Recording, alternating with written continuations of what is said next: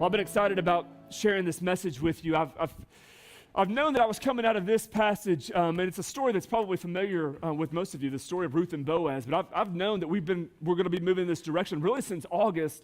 And God just gave me the word for today, because what I wanted to be was new and fresh and something that was true, and not trying to put something into the story that really wasn't there, but maybe presented in a way that I haven't presented it before, but just a different part of the truth of that story. And so I'm really excited about bringing this word to you today. And I've given my message a title. We've kind of started doing that, but I want you to help me out this morning. I just want you to kind of nudge your neighbor with your elbow for just a minute. Nudge them with your elbow and give them the title of my message today. Tell them God is doing something. Just kind of nudge them. Yeah, God is doing something. There is a sense that God is doing something in this place. I don't know if you subscribe to our YouTube channel, but we got a YouTube channel as a church, so everything that gets broadcasted, live on Sundays, eventually gets put on YouTube, and you're able to go on YouTube and watch it there, later on. We try to upload all of our messages there. And so if you subscribe to the actual channel, I don't know how it works on your YouTube, but my YouTube will show you, if something comes up new, or it'll just throw up a message on your feed from what you're kind of used to watching. And a couple of weeks ago, it threw up on my feed the Plow series. You remember, for those of you who were around during the Plow series, it was part one of the Plow series, which is like 7 or 8 months ago. I have no idea why it was on my feed. And this is kind of cool. I don't know if this means we've kind of made it or arrived or something, or maybe YouTube does this for everybody, but it's on the feed, and some of them, when you scroll through, it'll throw up the words on the screen, so you don't even have to click on it, but you can see. So I'm reading the words as it's translated what I've said, and I'm just watching it. And it's crazy, because you go all the way back to the Plow series, which was months and months and months ago, and my opener for that, and I'd completely forgotten about this, but my opener for that particular Sunday was how God was moving, and there was a sense amongst our congregation, amongst our people, that God was at work and he was moving, and that God was about to do something. And I had shared in a staff meeting, I'm pretty sure, but it shared, I wonder if that message, certainly it was for somebody then, but if it wasn't for me for just 2 weeks ago, just to get another glimpse, just to see affirmation that God is at work and God is doing something. And so if you showed up here this morning, and you know what it's like to be discouraged or disappointed, I want to share this message with you. Man, God is doing something right now. He's doing something around you. He's doing something in your life. If you know what it's like to pour into somebody, to pour into something, to put all your heart into something, all your mind into something, all your time into something, all your energy into something or someone or some business or some organization, the church, whatever it is, if you've ever poured all of you into something, but you didn't get out of it what you thought you were going to get out of it, like you gave all yourself to it, but they didn't give all themselves to you, like you gave all yourself to it, and then you had this expectation of what would happen in return, and it just really didn't meet your expectation. If that's where you're at this morning, or if that's where you've been and you've been there recently, man, I just want to share a word with you that God is doing something. I know it probably doesn't look like God is doing something in your life right now, especially if you're being overwhelmed by what you didn't get. Especially if you're being disappointed or discouraged by what didn't happen but you thought was going to happen, what you expected to happen but it didn't actually happen. But I just want to share with you this morning that God is doing something, even if it doesn't look like God is doing something right now. That God is at work and God is doing something, even if it doesn't seem like it. For some of you, man, you know what it feels like to have someone turn against you, to feel like that they've turned against you, or they've turned their back on you, that they've completely ignored you. And if that's where you are this morning, if you can get past how you feel, I can assure you that God is at work and God is doing something in all of that. That it may not feel like God is doing something right now, but God is certainly at work and God is certainly doing something. For those of you who showed up this morning and you feel underappreciated, you feel abused and used and forgotten and overlooked and overwhelmed, I just want to share this message with you this morning that God is doing something. That even though it may not look like it, even though you may not be able to see it right now, that God is doing something, and he is doing something in your life. And so with that said, I want to share this with you, and this may be worth coming to church if for no other reason today. Man, today is going to be a turning point in your life. In the name of Jesus Christ, I declare that today for you, it's going to be a turning point in your life. And here's why it's going to be a turning point. Because what you have been seeing as a distraction, what you've been seeing as a struggle, what you've been seeing for your life as a sticking point, God is going to open your eyes, and maybe he's beginning to do that right now. But you showed up this morning, and you couldn't get past what you can't get past. And God is beginning to open your eyes. He's beginning to lift the veil. He's beginning to make the mystery of his word known to you. And instead of seeing it as a sticking point anymore, you're going to begin to see it as a turning point, because it may not look like God is at work. It may look like God has forgotten. It may look like God has turned away, but we will never be forsaken. Even if you decide to run away, God may let you run, but he's not going to remove his hand from you. Jesus said, who the Father has given me, nobody can pluck them out of my hands. That God cannot take from Jesus what he has given to Jesus. And if you belong to him, man, it doesn't matter how far or how fast you can run. It doesn't matter where you end up. God will never forsake you. He will never leave you, and he has something for you. I'm telling you, today will be a turning point in your life, because God is doing something, and he is doing something specifically in and through your life. Amen? And if I don't say anything else, I've preached already. Just go home on that. Because that was for somebody this morning, and you just needed to recognize, man, God is doing something in your life. But we all got up and got dressed and came to church. So I'm going to invite you to turn to the book of Ruth this morning, book of Ruth. And if you've never read a whole book of the Bible, you should start right here. You should start right here, because I'm going to help you out today. Ruth is only 4 chapters long. So, if you got one of those grandparents or parents who always want to know, are you in church? And maybe you've just come back to church recently. But if you would do what I'm fixing to ask you to do, you could say, Grandma or Mom, I read a whole book of the Bible. You could do this. It's only 4 chapters long. It would take you like 15 minutes to read it, probably less if you're a fast reader and didn't go to Warren Central like me. But you could get through it pretty quickly. But here's the thing. I'm gonna give you one today. I'm going to go through the whole first chapter with you. Like, we're going to walk through it together. So you've only got 3 chapters to read. I promise it won't hurt you one bit if you'll take like 10 minutes and read the other 3 chapters. You can get it done in 10 minutes, and God may speak a word to you that will wreck your life for 10 years. But it's worth, I promise, your time to get into. And I don't know if there's another story in the Old Testament that is as prolific as this story when it comes to the message of refuge and redemption. I mean, this text is so rich in the concept, the message of refuge and redemption and restoration. I mean, it's all through it. It begins in chapter 1, and it flows through the whole thing. And so we're in part 3 of our refuge series, and this is a perfect place to go, because the story of Ruth, man, is a story of refuge and redemption. So we're just going to pick up at verse 1, and then we're going to walk all the way through verse 22, and I promise it'll just be as long as it normally is. It won't be any longer, because we're going through a whole chapter together. Verse 1, it says this. In the days when the judges ruled, and that's important because this is before there was a king in Israel, in the days when the judges ruled, there was a famine in the land. And so a man from Bethlehem in Judah, together with his wife and 2 sons, went to live for a while in the country of Moab. Everybody say Moab. The man's name was Elimelech. Everybody say Elimelech. Just because that was fun to say, wasn't it? Elimelech. Elimelech means my God is king, which is, now that's interesting, right?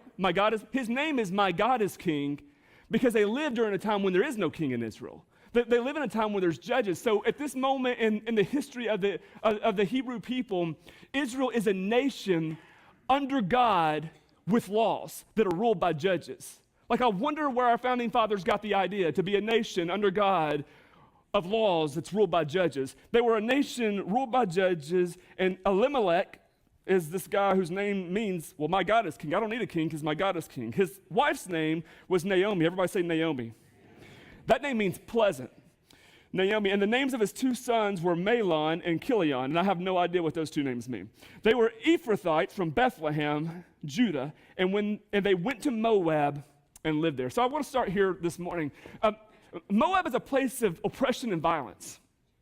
Moab is a place of oppression and violence. I'm sharing that with you because I mean, it had to get bad for them to take up everything they had, leave Bethlehem, the city of bread, and show up in a place called Moab, where the history with the Moabites has always been a history of war. It's always been a history of struggle. It's always been a history of violence and of strife. I mean, if there was any place like you would pick up your family and move them, I don't know exactly where you would go in a famine, but they end up going to Moab because they hear there's food in Moab. And when you're in a famine, man, food is gold. So essentially what Elimelech does is he picks up his entire family and everything that they can take with them, and he literally moves them to a place where they could experience violence and oppression and struggle and strife. It's like he moves them from Bethlehem, this place that they know but has no food, into a place that has food but becomes unknown to them. He moves them out of this possibility of death because of a famine, and he moves them into the shadow of death. Here's the thing about moving into the shadow of death. The shadow of death is better than death. Like living in the shadow of death is better than living in death. Living in the shadow of death is better than living in something that's going to cause you to die. Like living in the shadow of death is better than a famine that will end up killing you. Does that make sense? See, God will walk with you through the valley of the shadow of death. There's hope in that no matter how dark it looks, and I don't know where you're at today, maybe you feel like you're walking through the valley of the shadow of death. No, the things that are going on around you and in your life, man, they're not destroying you right now, but it might as well be because you feel like you're living in the shadow of it. And the hope of Scripture is, man, even though I walk through the valley of the shadow of death, God is with me. And so they get up and they move to the valley of the shadow of death, but by his own name, Elimelech knows that God is with him. Because it doesn't matter whether he lives in Bethlehem or Moab. If God is king, God is king. If God is reigning, God is reigning. If God is ruling, God is ruling. It doesn't matter where I geographically locate myself. God is God no matter where I am. And so he is able to pick up his family and move to Moab, even though Moab and the people of Moab are against him. Look back at your neighbor and tell him God is doing something. Yeah, God is doing something. They're not going to Moab without reason. Verse 3. Now Elimelech, Naomi's husband, died, and she was left with her two sons. They married Moabite women, one named Orpah and the other Ruth. And after they had lived there about 10 years, both Mahlon and Chilion also died, and Naomi was left without her two sons and her husband. Like not only do they pick up everything they've got and they move to a land that is known for their violence and oppression against the people, but they're there like 10 years, and all of a sudden Naomi becomes a widow. And not only does she become a widow, but within a 10-year span, man, she loses every man in her life. Like, which may not be a big deal to us, and some of you are like, man, I wish I'd lose every man in my life. But for in the ancient world, like it's a different kind of world. I mean, the men in her life meant protection for her. Like the men in her life meant provision for her. The men provided a sense of refuge, a sense of safety, a sense of provision. The men in her life were necessary. And now here she is living in a foreign land amongst a foreign people who worship foreign gods, and she's got nobody else in her life. The scripture says she was left with nothing. She comes into a place where she is left with nothing in a land that has nothing for her. I want to talk about limits for a minute, because everybody's got limits, right? Like we all have limits. We all have limitations. And if you get pushed to your limits, and some of you know this because you've lived life long enough that you have gotten pushed to your limits a couple of times. I call them redneck buttons. Like it'll push your redneck buttons. You get to your limits, or you get beyond your limits. And here's what happens when you get pushed to your limits or you get pushed beyond your limits, especially if it starts pressing your redneck buttons, is it messes up with your perception. It messes up the way you see things. Have you ever had those moments? Like you got pushed to a point and you weren't seeing clearly, you weren't thinking clearly. You look back on some decisions that you made and some things that you said, and you're like, you know what, I probably shouldn't have said that, and I probably shouldn't have done that, and I probably shouldn't have went there, and I probably shouldn't have slept with him, and whatever those things. Like we got pushed with those limits, and we went over the limits. It messed up our perception. It messed up our ability to see. That's exactly what's happening in this passage. Like Naomi gets to a point where she begins to lose everything, and it starts messing with her perception. I mean, here's a man whose life has been steeped in following God and belonging to him, a husband whose name, my God, is king. I mean, that they've left in faith and know that they've had everything when they left, and now, like, everything is being taken away from her, and it's like she's being pushed to her limits, and it messes with the way that she sees things. And so she becomes focused, and we'll see this as we go through the passage. She becomes focused on everything that she's losing, not what God is doing in the midst of what she's losing. See, the enemy wants you to focus on the things that you are losing in your life instead of being focused on what God is doing in the midst of what you're losing.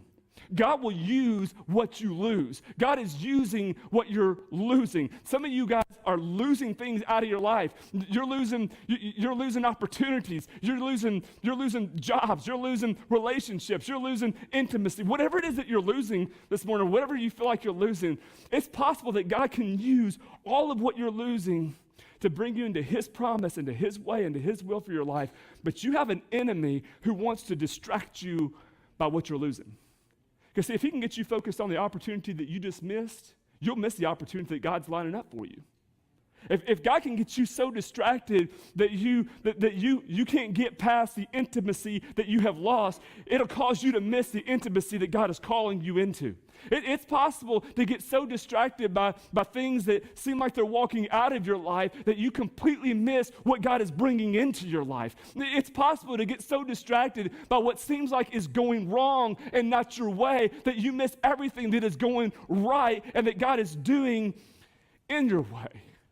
See, God is always at work, and God is always using what you're losing. And sometimes, man, what we see and what we feel about something isn't necessarily the reality of what really is, of what God is actually doing. Like, we feel a certain way about it, and we see it a certain way, but at the end of the day, it's not the reality. It's just how we see it. It's just our perception of it. We're focused on what we lost, so we don't see it clearly. We don't see it the way God wants us to see it. Now, I'm sharing that with you because back up 10 years in the place that Naomi and Elimelech and their family was in a place of famine, right? Like there was a famine happening in the land of Israel, happening in the town of Bethlehem. That was a real famine in a real place. I'm sure it felt like a famine. It had to have felt bad enough for them to leave their home and everything they know to walk away and to go into a territory that they never would have gone into. A famine is a loss of food. Right? A famine is a loss of food. When you're in a famine, you've lost something. God will use what you lose to bring you into his plan, into his promises for you. God uses a famine to move a family into a place that they would never have gone otherwise because he is positioning them into his plan, into his promise, not just for their life, but into a plan and a promise that will affect the rest of the world. See, if Elimelech and his family never go to Moab, they never meet Ruth. And God has a plan and a purpose for Ruth, and she has no idea. But Elimelech has to get to Moab first. God will use what you are losing to situate you, to move you into his plan and his purpose for your life. Now, for some of you, if you can just hold on to that, man, that would change your life right now. Because you keep focusing on everything that you're losing. You can't get past what's moving out of your life, so you can't receive what God is bringing into your life. For some of you, if you would just accept that God is got you, that God has you, and that God is doing something, and God is at work in you, man, it would completely change everything. If you would just receive the truth that, man, God can use anything, including what you are losing for his purpose, it would change everything in your life. But man, it looked like she lost everything, but God is even going to use the loss of her husband and her 2 sons to bring about his will and his purpose in her life in a way that she could have never imagined or dreamed. It's a story of refuge and it's a story of redemption, but they had to get to that place and they had to go through some things in order to get to that place. But God is using what she is losing in her life. And this is what happens in verse 6. It says, when Naomi heard, so she's left without her son, she's left without her husband. Verse 6, when Naomi heard in Moab that the Lord had come to the aid of his people by providing food for them, she and her daughters-in-law prepared to return home from there. And with her 2 daughters-in-law, she left the place where she had been living, and she set out on the road that would take them back to the land of Judah. Then Naomi said to her daughters-in-law, look, go back, each of you, to your mother's home. May the Lord show you kindness as you have shown kindness to your dead husbands and to me. May the Lord grant that each of you will find rest in the home of another husband. And then she kissed them goodbye, and they wept aloud and said to her, no, we will go back with you to your people. This is a powerful scene.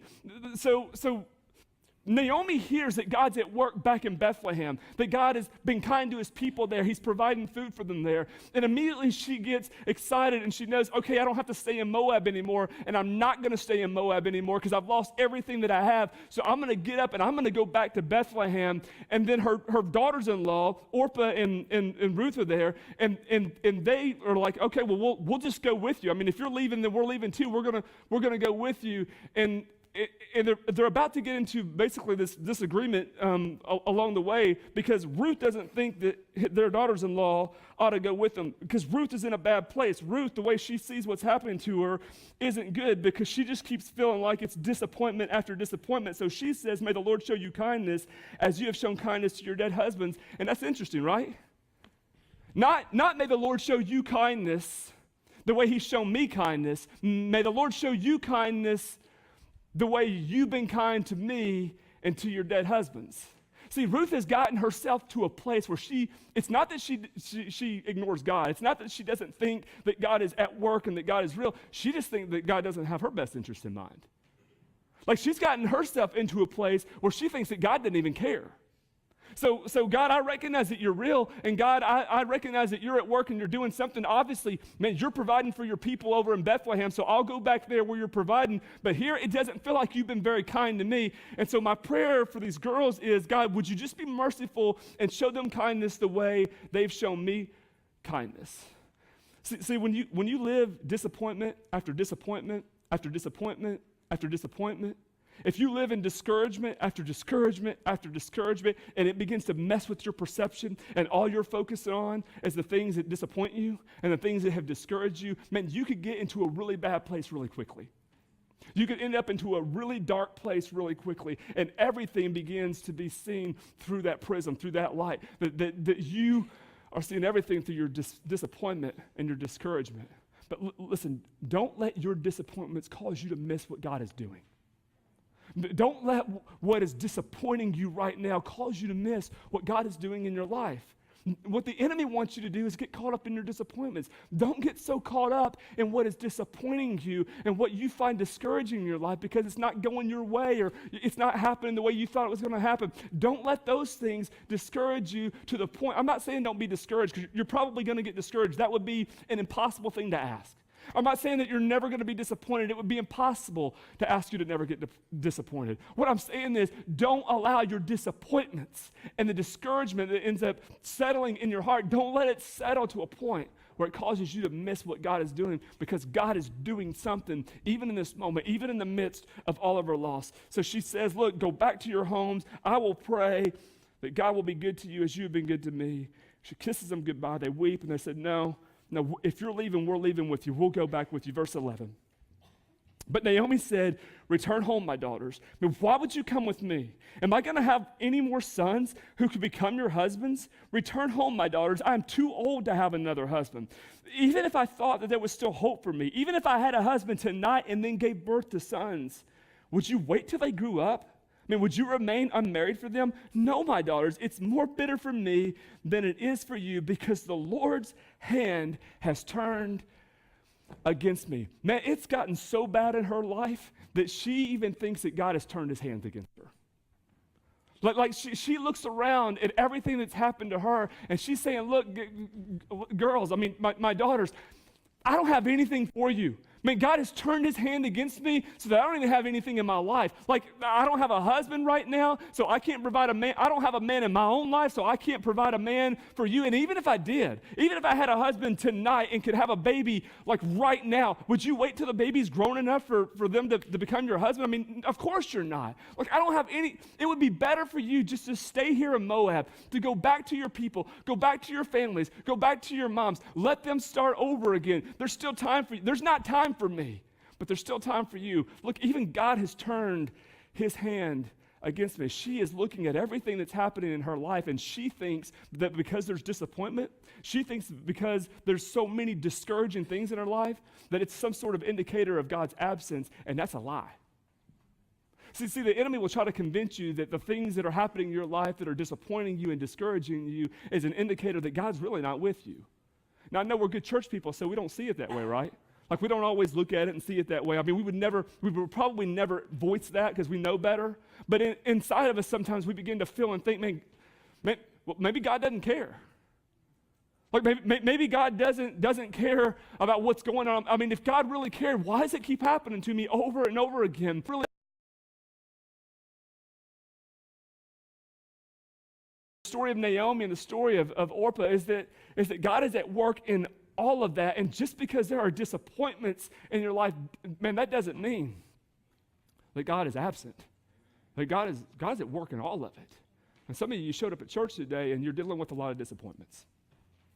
And I know it's the holidays, and there's much lighter things to talk about, and there's ways we're supposed to feel because we've been convinced by TV and Frank Sinatra and Bing Crosby and all the people who sing the great Christmas songs. I mean, I know it's supposed to feel differently, but you showed up anyways, and you're still battling with disappointments. And the hope of the gospel is that he overcomes those disappointments.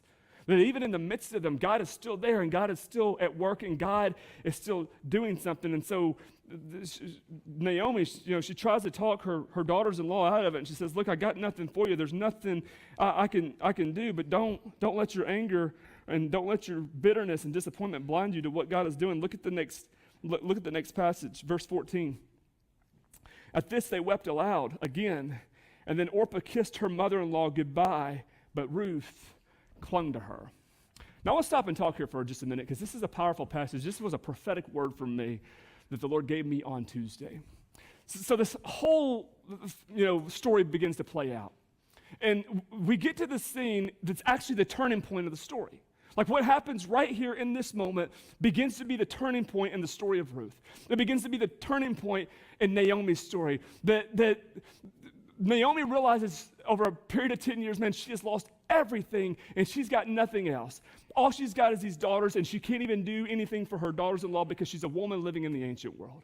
And so she does her very best to convince them, look, I've got nothing for you. There is nothing in my life that could be, helpful for you. It would be better for you to stay here. She pleads this case with them, and then after she finishes finally pleading her case, the scripture says they weep bitterly, and Orpah makes this decision to walk away and to go back, and Ruth makes this decision to stay with her. I want to talk to you for just a minute about the people who want to leave you. See, God will bring people into your life, and he will move people out of your life, and it's not necessarily a bad thing just because there's weeping and crying going on. Like in this story, man, they weep about it and they cry about it, and there's this moment of wailing and of mourning, but it doesn't mean it's a bad thing. But just because Orpah goes one way and Ruth and Naomi, it's just God has a plan for Naomi and for Ruth go. Like she didn't have she really, at the end of the day, I mean, she might have made a choice, but she had to go. It might have been her decision. Naomi may have talked her into it, but at the end of the day, then Orpah had to go because she wasn't a part of the story anymore. That God was taking Ruth and Naomi down one path, and he had a certain plan for their life, and he was taking Orpah down another path or had another plan for her life. It's not a bad thing, it's just a thing. Don't get caught up on who's coming into your life and who's going out of your life. For some of you, you get so caught up in who's wanting to stay and who's going and who's leaving and who's cleaving. Man, don't get caught up in who's staying and who's going, who's leaving and who's cleaving. If Orpah wants to go, you need to let Orpah go. Matter of fact, look at your neighbor and say, let Orpah go. Sometimes you got to let Orpah go. Like what the enemy would have you do is to sit there and get caught up in Orpah and her and like, well, wait a minute. If you're not going, then I ain't going either. Like if you're staying here, then I'm going to stay. And like there's no place to be. You can get so caught up in trying to get Orpah to stay that you end up missing out on what God has for you. See, so God has a plan for Ruth and Naomi's life, and it doesn't include Orpah. And that's not a bad thing. It just is what it is. Maybe Orpah couldn't handle it. Maybe Orpah wasn't meant to be a part of it. Like, I have no idea. All I know is that at this point in the story, Orpah walks away, and they never talk about her again. But God is going to bring some more people into Ruth and Naomi's life. Just because Orpah's leaving doesn't mean that God's done with them. It just means he's going in a different direction right now. And God will bring more people into their story, and ultimately he is intertwining them and weaving them into his story. And the same is true with you. But for some of you, people are walking into your life and people are walking out of your life. But if the enemy can get you caught up in the people who are leaving and the people who are walking away, do you not realize that if God means for you to go through life with somebody, you're going to go through life with them? Do you not realize that if God is bringing somebody into your life and has a plan and a purpose for them, that they're going to be there?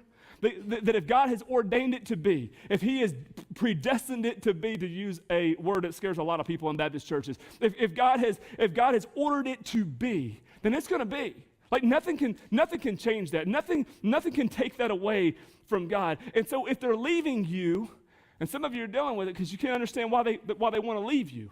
But if they're leaving you and they want to leave, let them go. Like you're going to be okay. And they're going to be okay. It doesn't have to be a bad thing. It's just a thing. It just is what it is.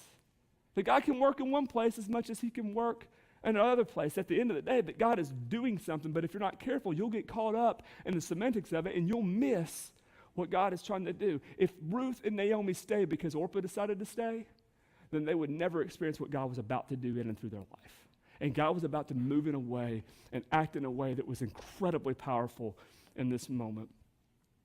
And the story continues. Verse 15, it says, "Look," said Naomi, "your sister-in-law is going back to her people and her gods. Go back with her."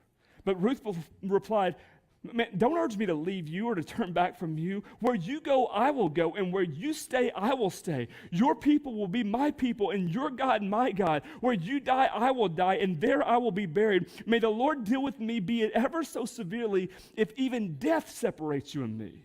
And when Naomi realized that Ruth was determined to go with her, she stopped urging her. Man, the declaration that Ruth makes in this passage is incredible. Like what she says in that moment is just as incredible of a thing and just as fascinating of a thing, at least to me, as it is for Elimelech in the beginning of the story to take his family from Bethlehem and to move them to Moab. Like what in the world did it have to take? I mean, it had to take a lack of food. It had to take like the preeminence of death in his life to move them from Bethlehem to Moab. But what in the world did it take to get Ruth to decide to leave everything that she's ever known to go to Bethlehem? I mean, and not just that. It's like she's not just saying, "No, I'll go with you and stay with you." Like she makes this incredible declaration as in, "No, your people are going to be my people now. Your culture is going to be my culture now. And not only that, your God is going to be my God." Like that's an incredible thing. Because earlier in the story, Naomi is trying to talk her into going back to her people and to her gods. And Ruth says, "No, I'm not going back to my people and I'm not going back to my gods." Yeah, Orpah made that decision, but that's her decision. She can go back to her people and her gods. That's not what I'm going to do. I'm going to go with you. Look, I don't need what Orpah needed. Orpah and Naomi were a lot alike when it comes to how they saw blessings and how they saw prosperity. For Naomi and Orpah, blessings and prosperity means you got shelter. It means you got food. It means you got people who can take care of you. It's kind of like the American dream. Like that's what matters most to Orpah and to Naomi. That's why Naomi keeps saying, "Go away from me. I've got nothing for you. You've got better opportunities here." It's all about the opportunities. For Ruth is different from Naomi and Orpah. She doesn't care about what she can get out of her. She's not trying to get anything out of Naomi. She just loves her because she loves her. Like she's willing to go with her because she loves and cares for her. Blessing, prosperity isn't about what she can get from somebody. It's just about the relationship. And she says, "No, look, I'm going with you. But not only that, but your God will be my God." Now let me just ask this for a moment. What in the world was it about Naomi that Ruth could look at her life, could watch her, could be around her, and somehow be drawn to her God? Like, that's pretty incredible. Like, there was something about Naomi that was drawing, and Ruth was able to notice it, was able to see that Ruth was able to be around Naomi and see something in Naomi that was different, see something in Naomi that caused her to walk away from everything that she had known, everything that she grew up with, and to walk out of her land into a foreign land and to embrace a God that she did not yet. I mean, that's incredible. See, every one of you have been given influence. You know that, right? You have influence and you have favor. There are people in your life that you have influence and favor with, and there are people that you don't. But here's the thing about influence, and you need to know this if you don't know this. Influence is a stewardship, and it's just for a moment. You realize that? Like, God gives you influence and favor with people, and it's only for a moment. And sometimes that moment is longer than other moments, but it's only for a moment, but it's a stewardship. And so when you have influence and you have favor with people, people are drawn to you. But let me ask you a question for those of you who follow Jesus. When people are drawn to you, are they being drawn to your God? When people are being drawn to you, are they being drawn, here's a better word, to Jesus? Because I promise you they're being drawn to your God. But is your God Jesus? I mean, what is it that you worship? What is it that you live for? If people are being drawn to you, and they are, if people are being influenced by you, and they are being drawn to what's most important to you. They are being drawn to what you really worship. They are being drawn to your God, but are they being drawn to Jesus? See, Jesus has to become more than something that we show up and we do a couple of days a week if people are going to be drawn to him.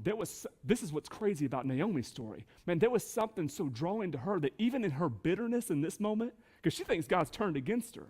Like, why in the world would you go with somebody and embrace their God if you really believe that their God was against them? But God isn't against her. God isn't against her in all of this. God is using all of this to bring about his work and his plan, and this is all just a setup. Like, God is using all of this that's happened to them, all the loss that they've experienced to set them up for his plan and his promise for their life. They just can't see it in that moment. When people are being drawn to you, are you drawing them to Jesus? Are you allowing God to work in you and through you in such a powerful way that you are drawing them to something that is greater for your life than you are? Look, I don't even know if Naomi realizes it's happening, but in this moment, Ruth makes this incredible declaration, and she says, no, you can't talk me out of leaving. I'm going with you. I've decided to be with you. I don't care if you've got nothing for me and nothing to give me. That's not the reason why I'm following you. I'm going with you because I love you. I'm going with you because I care about you. I'm in it to win it. I will be wherever you are. I will live wherever you live. Your God will be my God. Verse 19. So the two women went on until they came to Bethlehem. And when they arrived in Bethlehem, the whole town was stirred because of them. And the women exclaimed, can this be Naomi? Don't call me Naomi, she said. Remember, Naomi means pleasant. Call me Mara, because the Almighty has made my life very bitter. And I went away full, but the Lord has brought me back empty. Why call me Naomi? The Lord has afflicted me. The Almighty has brought misfortune upon me. Verse 22. So Naomi returned from Moab, accompanied by Ruth, the Moabite, her daughter-in-law, arriving in Bethlehem as the barley harvest was beginning. And that's the way chapter 1 comes to a close. And here's the powerful thing about this chapter. There was more that was beginning in this moment than a barley harvest.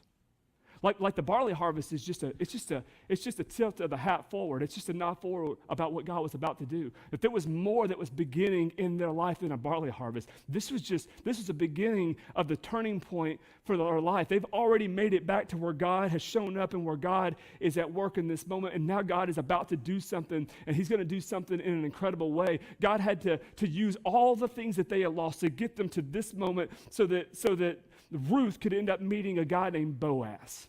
The story of Ruth and Boaz starts right here, but it starts with loss. It starts with destruction. It starts with struggle. It starts with strife. A lot of our lives, we look back and we see the struggle and we see the strife, and if we're not careful, we get caught up in that and we miss what God is doing, but God is doing something powerful in here. You know who Boaz's mom is? Boaz's mom is Rahab, the prostitute. Remember? Like that's Boaz. Look how incredible this story is. I mean, if she was going to be anybody, like the person for Ruth and me is Boaz, because he understands what it means to be a part of a family where God has brought a foreigner into it, where God has brought someone who is questionable into their family. I mean, of all people that she could have encountered, of all people that she could have met, God orchestrated it in such a way that she meets Boaz, whose mom happened to be remembered and known as a prostitute, because God was about to do something through them that they couldn't possibly imagine. But man, they had to go through a famine, and sons had to die, and a husband has to die, and all these things have to happen in order to get Ruth to Bethlehem, the city of bread. And it was all just a setup for what God was going to do, because God was at work and God was doing something. Can I share Matthew chapter 1 with you? Matthew chapter 1 is a powerful passage, and everybody passes over it because it's just a bunch of names. It's just a bunch of names, and so we get caught up, and it's like so-and-so begot so-and-so begot so-and-so, and like we ignore it because it's just a bunch of names that really mean nothing to us. But I want you to listen to these names because this is powerful. It says, this is the genealogy of Jesus the Messiah, the son of David, the son of Abraham. Abraham was the father of Isaac, Isaac the father of Jacob, Jacob the father of Judah and his brothers, Judah the father of Perez and Zerah, whose mother was Tamar, Perez the father of Hezron, Hezron the father of Ram, Ram the father of Amminadab, Amminadab the father of Nahshon, Nahshon the father of Salmon, and Salmon the father of Boaz, whose mother was Rahab. Boaz the father of Obed, whose mother was Ruth. Obed the father of Jesse, and Jesse the father of King David. Isn't that incredible? That at the end of the story of Ruth, this is why you should read it. At the end of the story of Ruth, it starts off and she's got a husband and she's got 2 sons and they all die, and she just becomes this bitter old woman.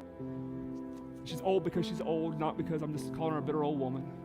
But at the end of it, she's holding Obed in her hands. She has no idea in that moment. She has no idea in that moment that Obed's going to have a son named Jesse. And she has no idea that years later, Jesse will have 12 sons. Or 8 sons. And the 8th one will be a guy named David. And David will become the first king of Israel. And it would be through David that God would bring Jesus. She has no idea. See, I guess what I'm trying to tell you today, and I know it's a long passage to communicate such a simple message, is that God is doing something. That even when you have no idea what God is doing, you can still trust that God is doing something, because God is always going to fulfill his promises. That if you have any doubt, step into his plan and his promise for your life, because God will always fulfill his promise. He's always going to do that. No matter what's happening, God is fulfilling his promise. And so it may look like it's getting crazy at Christmas time, but you can know that even in the midst of the crazy, that God is doing something in your life. That even when it seems like life is falling apart, man, God is doing something. Even when people leave you, when people say hurtful things to you, when it doesn't work out the way you thought it was going to work out, when you have poured your heart and your soul and your time and your energy, and they don't return their heart or their soul or their time or their energy, and you begin to get fed up and you begin to focus, and your perception begins to be messed up, and all you can see is what you're losing. All you can see is what's not happening in your life. All you can see is what is going wrong in your life. Man, God is doing something in all of that, because God is always at work fulfilling his promise. And God has a plan for your life, and he has a promise for your life. And the story of Ruth is just evidence of God who is always at work, and who is always carrying out his plan, and who is always fulfilling his promise. So listen, I don't know how you got here today. I don't know what's going on in your life today, but the message that God gave to me, and I'm now giving to you, is that God is doing something in your life. The message of Christmas is a message that God is doing something. That God fulfills his promises. That God is always at work, even if it doesn't seem like it. Let me pray for you. Heavenly